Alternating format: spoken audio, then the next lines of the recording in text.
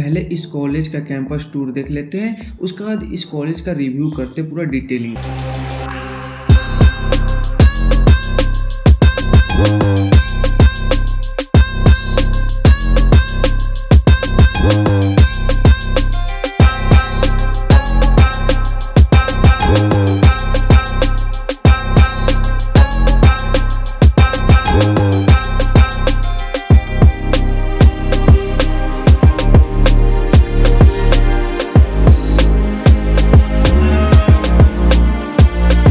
आज बात करने वाले एनआईटी सिलिकट के बारे में, जो कि केरला में आपको देखने को मिल जाती है। चाहे इसके कट ऑफ हो, जोसा काउंसिल में कैसे पार्टिसिपेट करना, होम स्टेट अदर स्टेट क्या होती है, ये आधे बच्चे को पता ही नहीं होती है। उसके बाद क्या होती है कि कॉलेज मिलने में बहुत परेशानी हो जाती है, ठीक है ना।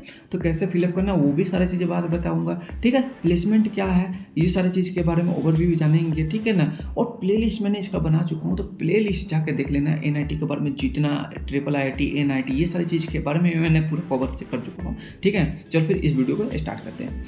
तो हम बात करते हैं एनआईटी के फुल फॉर्म जो होती है नेशनल इंस्टीट्यूट ऑफ टेक्नोलॉजी होती है, जो कि सिलिकट आपको केरला में देखने को मिल जाती है, ठीक है ना। ओवरव्यू थोड़ी जान लेते हैं। एस्टेब्लिश की अगर बात करते हैं 1961 में आपको एस्टेब्लिश हुई थी। इसको जो दूसरा नाम से भी जाना था, जो शॉर्ट फॉर्म में आप कह सकते हैं NITC कहा जाता है, ठीक है ना। लोकेशन की बात करते हैं सिलिकट जो कि केरला में देखने को मिल जाती है। यहाँ पर कैंपस एरिया की अगर बात करते हैं 300 एकड़ में आपको देखने को ये मिल जाती है, ठीक है ना।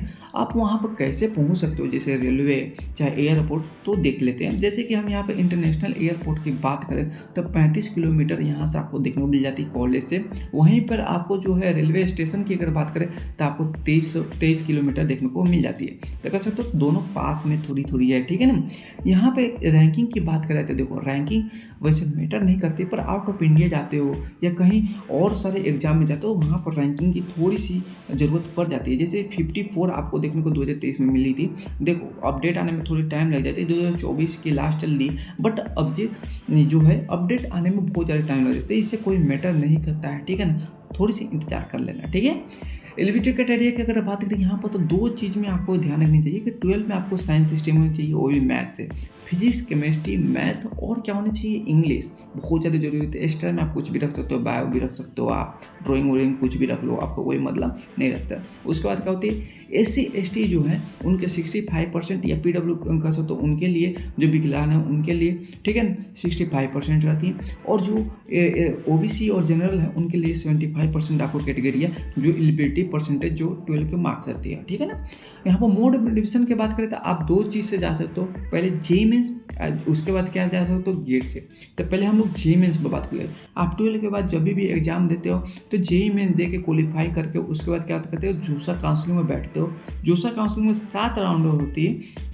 7 राउंड में आपको कटअप के हिसाब से आपको कॉलेज को प्रेफरेंस रखना पड़ता है। मैंने प्ले लिस्ट बना चुका हूँ, आप वो जाओ सारे कॉलेज के कटअप में जाके कर सकते हो। आपको कोई ज़रूरत नहीं कि पूरा वीडियो देखो, सीधे कटअप पर स्टार्ट करो और वहाँ से वीडियो देखना चालू कर दो, ठीक है। तो ये भी देख सकते हो। उसके बाद क्या होती है, आप जब भी आपको कॉलेज मिल जाती है तो ठीक है, नहीं मिलती है तो आप क्या कर सकते हो 12 के बाद कि कोई से भी इंजीनियरिंग कॉलेज में प्राइवेट में ले सकते हो या होम स्टेट अदर स्टेट में ले सकते हो। उसके बाद इंजीनियरिंग कंप्लीट होने के बाद UG करने के बाद आपको अंडर ग्रेजुएशन के बाद गेट एग्जाम दे सकते हो, या 3rd ईयर में भी दे सकते हो अपेयरिंग में, ठीक है। उसके बाद देने के बाद आप जब भी क्वालिफाई कर जाते हो, क्वालिफाई करने के बाद आप IIT या NIT में जाकर आप एडमिशन ले सकते हो, ठीक है। उसके बाद यही सारी चीज़ें प्रोसेस जाती है। उसके बाद सबसे मेन आती है यहाँ पर देखो कोर्स जो है BTech है, MTech है, PhD MSc MBA BA architecture और बहुत सारे कोर्स यहाँ पर देखने को मिल जाते हैं। बट हम लोग जो मेनली बात करेंगे वो सिर्फ BTech के बारे में बात करेंगे, और सारे वीडियो में मैं अलग कोर्स बनाकर देखूंगा, ठीक है। तो BTech जो होती है आपको 4 साल होती है, उसमें आपको 8 सेमेस्टर देखने को मिलते हैं। भैया ये सेमेस्टर क्या है, तो सेमेस्टर आप मान लो कि 1 साल में 2 एग्जाम होती है, तो आपको 2 सेमेस्टर हो गए। एक सेमेस्टर 6 मंथ की होती है, एक सेमेस्टर 6 मंथ की होती है। एक साल में कितने होते हैं मंथ, 12, ठीक है। तो इस बात को ध्यान रखना। इसमें ब्रांचेस देख लेते हैं BTech में, ठीक है। तो बायोटेक्नोलॉजी होती है, केमिकल इंजीनियरिंग हो जाती है, आपको सिविल इंजीनियरिंग हो जाती है, कंप्यूटर साइंस इंजीनियरिंग होती है, इलेक्ट्रॉनिक कम्युनिकेशन हो जाती है, ठीक है ना, फिजिक्स हो जाती है, मैकेनिकल इंजीनियरिंग हो जाती है, प्रोडक्शन इंजीनियरिंग हो जाती है। ये सब चीज़ें आपको देखने को मिल जाती है। 1-2 और भी होंगे इसमें शायद ब्रांच, जो कि अपडेट अभी मैंने नहीं किया हूँ, ठीक है। यहाँ पर फीस स्ट्रक्चर की बात करें तो 2 किस्म के यहाँ पर फीस स्ट्रक्चर देखने को मिल जाती है, 2 टाइप के।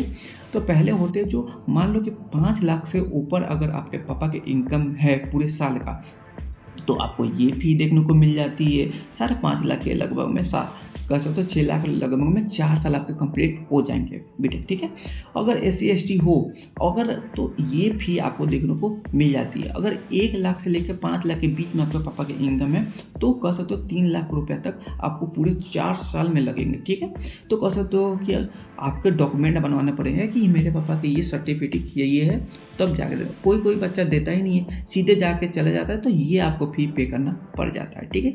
अलग अलग केस होते हैं, उसमें कोई स्कॉलरशिप आते हैं तो स्कॉलरशिप भी मैं बात आगे कर लेता हूँ। इंस्टीट्यूट फ़ी के कौन से यहाँ पर फ़ी ऐड ऑन होकर टोटल हो जाते हैं। यहाँ पर देखो पर सेमेस्टर जो ट्यूशन फ़ी होती है वो तो होती है 62,000 होती है। देखो ऊपर नीचे डाटा हो सकते हैं या थोड़ा मोड़ा तो मान लेना, ठीक है। ऐसा मत करना भैया मेरे तो इतने में हो गए, मेरे दोस्त के इतने में हो गए, अरे यार थोड़ा ऊपर नीचे हो जाते हैं, ठीक है। तो टोटल आप देख सकते हैं 1,05,000 रुपये यानी 4 साल के आपको 4 लाख रुपये देखने को मिल जाती है। हॉस्टल की बात करें तो पूरे 4 साल में जो है 2,77,000 रुपये आपको देखने को मिल जाते हैं पूरा मेसो से लेकर, ठीक है। यहाँ पर मैंने हॉस्टल के अलग भी वैरायटी में क्या क्या चीज़ उसमें ऐड ऑन होती है वो सारी चीज़ें मैंने लिख दिया हूँ, ठीक है ना, पर सेमेस्टर के वाइज। यहाँ पर कट ऑफ सबसे मेन आती है, ये मैंने राउंड 5 का लिखा हूँ। इस बात को ध्यान रखने कि राउंड 7 तक चलती है। एक झूसा काउंसलिंग के जो है CBT भी चलती है, जो कि सीट वैकेंट रह जाती है 7 राउंड के भी। बहुत बच्चे कैसे होते हैं कि मन नहीं होते, फिर से मैं तैयारी करता हूँ, तो अगर किसी को बच्चे को लेना होगा तो वो ले सकता है, ठीक है। तो हम लोग कट ऑफ 5 के बात कर लेते हैं राउंड 5 की।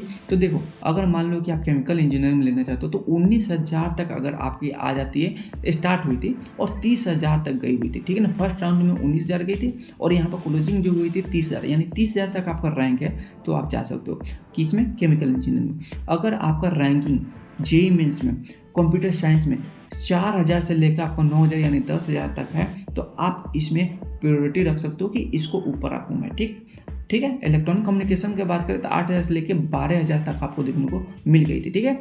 यहाँ पर मैं जेंडर के लिए मेल और फीमेल दोनों, देखो 2 चीज़ आती है, एक स्टेट गवर्नमेंट आती है, एक अदर स्टेट आती है। तो यहाँ पर देखोगे कि आउटसाइड होम लिखा हुआ है, एक लिखा हुआ होम स्टेट है, ठीक है। तो 2 चीज़ें मैं देख लो कि यहाँ पर सिविल इंजीनियर की बात करें तो एक दिखा हुआ all over India other state के लिए, ठीक है। तो अदर स्टेट के लिए कितना यहाँ पर देख लो, ठीक है। अदर स्टेट के लिए यहाँ पर यानी आपको 1,26,000 इतना रैंक रहेगी और तभी भी यहाँ पर मिल जाएगी आउट ऑफ स्टेट के लिए, ऑल ओवर इंडिया के लिए इतना मिल जाएगी, ठीक है। तो इस बात को ध्यान रखना।